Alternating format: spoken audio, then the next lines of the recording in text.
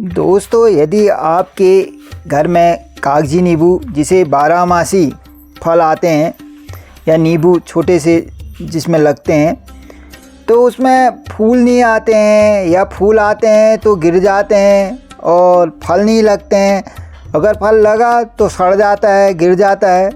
तो इसके लिए मैं आज एक आसान टिप्स और घरेलू खाद जो मैंने बनाई है वो बताऊंगा आपको आज की वीडियो में। और इसे आप आसानी से इस फर्टिलाइज़र को आप घर में बना सकते हैं और हर घर में ये चीज़ उपलब्ध रहती है जिस चीज़ से मैं आज बनाऊंगा। तो क्या क्या आपने कागजी नींबू के पौधे में देखभाल करनी है और कैसे इसे रखना है, कहाँ पर रखना है, कितनी इसे धूप चाहिए, पानी की मात्रा, खाद, ये सब मैं आज विस्तार पूर्वक आपको अपनी इस वीडियो में बता रहा हूँ।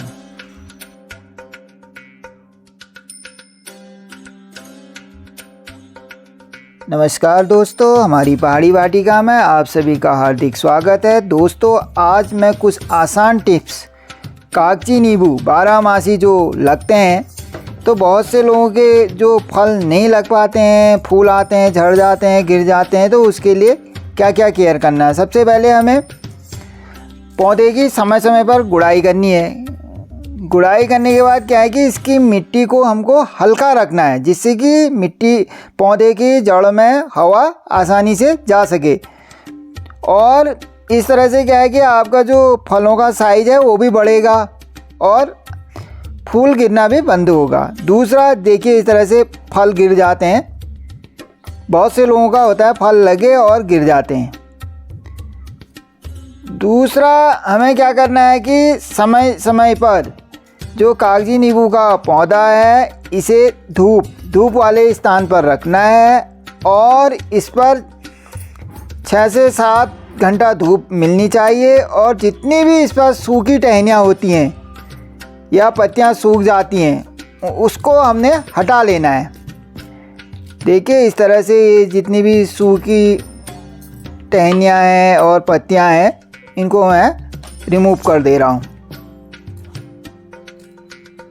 दोस्तों, अधिकतर क्या होता है कि बरसात के समय में हम काफ़ी पौधों को अंदर नहीं रख सकते हैं, रख पाते हैं, उतनी जगह भी नहीं होती है, तो बाहर ही रहते हैं। और बाहर क्या है, बरसात के समय में बारिश की वजह से इनकी जो ग्रो बैग है और गमले हैं, मिट्टी क्या है ठोस हो जाती है।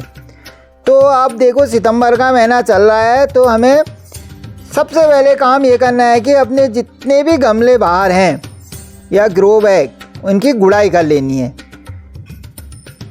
गुड़ाई करने के बाद इसके क्या है कि जड़ों में हवा जाएगी और हवा जाने से क्या है कि इसमें नई नई पत्तियां और कलियां आना शुरू होगा। दोस्तों, नींबू के पौधे में जो मैं खाद डाल रहा हूँ इसका नाम है बोन मिल। मतलब ये हड्डियों के चूरे से बनाई जाती है। ये खाद किसी भी नर्सरी में आसानी से मिल जाती है, वहाँ से आप ले आएँ। बोन मिल में क्या है कि इसमें कई फ़ायदे हैं। एक तो ये प्राकृतिक फास्फोरस और कैल्शियम का अच्छा स्रोत होता है। इसमें नींबू जैसे फलदार पौधों को लिए इन पोषक तत्वों की बहुत ज़रूरत होती है। दूसरा, बोन मिल डालने से क्या होगा कि फास्फोरस की मात्रा अधिक होने से ये क्या है जड़ों को मजबूत करता है और फूल और फलों की संख्या को बढ़ाता है। यह क्या है कि फूल और फलों की बनने की जो प्रक्रिया होती है उसको तेज़ करता है और जो फूल और फल गिरने की समस्या रहती है उसको कम करता है। बोन मिल क्या है धीरे धीरे घुलती है, तो जिससे ये लंबे समय तक पौधों को क्या है पोषण देते रहती है। तो हमें क्या करना है कि अगर 18 इंच 12 से 18 तक इंच वाले गमले हैं तो उसमें 2-2 चम्मच हम बोन मिल डाल सकते हैं। यदि उससे छोटा गमला है तो उस पर 1 चम्मच डालना है। इस खाद को डालने के बाद तुरंत ही हमें मिट्टी से ढक देना है, जिससे जानवर इसको खोद ना पाएँ। तो दोस्तों, अब मैं बताऊंगा आपको घरेलू फर्टिलाइज़र मट्ठा की जो खाद बनानी है हमने, तो इसमें कैसे बनाएंगे और क्या क्या डालेंगे। सबसे पहले हमने लिया छाछ। छाछ में हम क्या करेंगे, दही भी डाल सकते हैं। इसको घोल के एक एयर टाइट डब्बा लेंगे और उस पर एकत्रित कर लेंगे।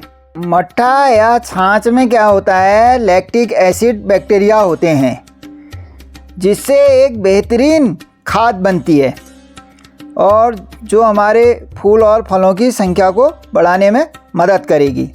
तो इस तरह से तैयार करना है।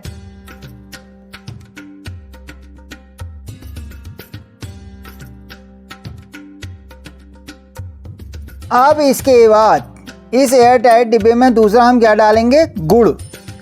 गुड़ क्या होता है कि इसमें शुगर का स्रोत होता है। जो सूक्ष्म जीव जो बनते हैं ना, उनको तेज़ी से बनाता है गुड़।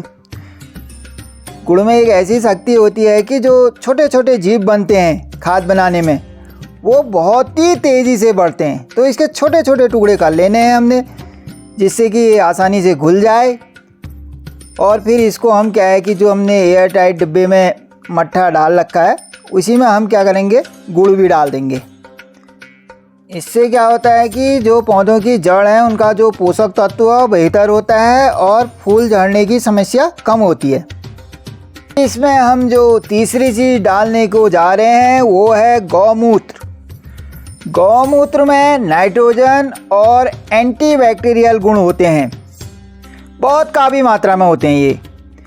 तो नींबू में फल फूल और ज़्यादा से ज़्यादा संख्या में आए तो ये एक बेहतरीन काम करता है गौमूत्र।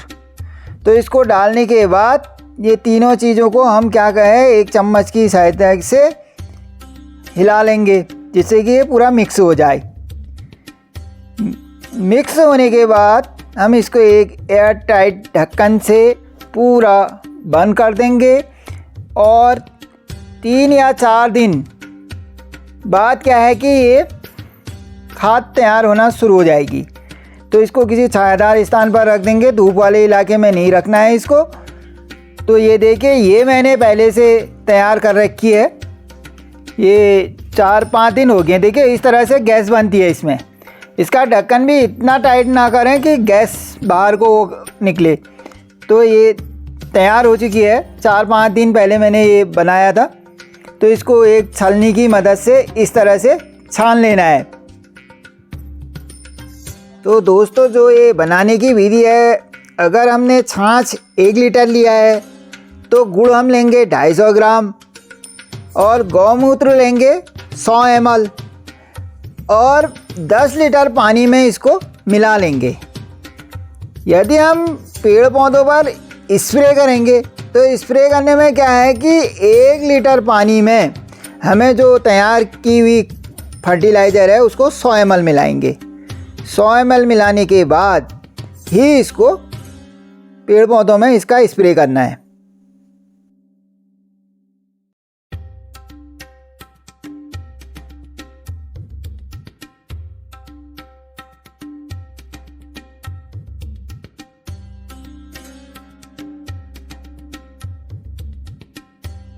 यदि आपका गमला बड़ा है तो आप उसमें 100 ml अर्थात 1 गिलास पौधे में इस्तेमाल कर सकते हैं। यदि 12 इंच से छोटा गमला है तो 50 ml आधा गिलास इस्तेमाल करें। हर 15 दिन के बाद इस फर्टिलाइज़र का आप अपने नींबू के पौधों में इस्तेमाल कर सकते हैं। इसी तरह नींबू के पौधों में छिड़काव करने के लिए, जैसे ये 1 लीटर का है मेरा ये स्प्रे मशीन, तो इसमें मैं 1 गिलास फर्टिलाइज़र और बाकी पानी सब मिक्स करके इसकी पत्तियों में छिड़काव कर दूंगा। पत्तियों में छिड़काव करने से क्या होता है कि कीटों का अटैक नहीं रहता है। जो आपकी पत्तियां काले काले धब्बे पड़ जाते हैं वो हट जाते हैं और ये एक कीटनाशक का भी काम करता है।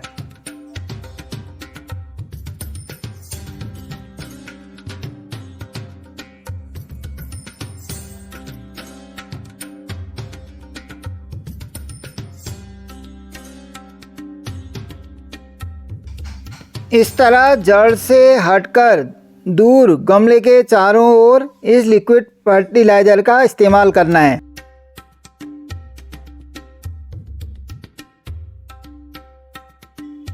इस तरह से स्प्रे करने से जो हमारे ये देखिए पौधे में फल लगा है ख़राब होना बंद हो जाएगा।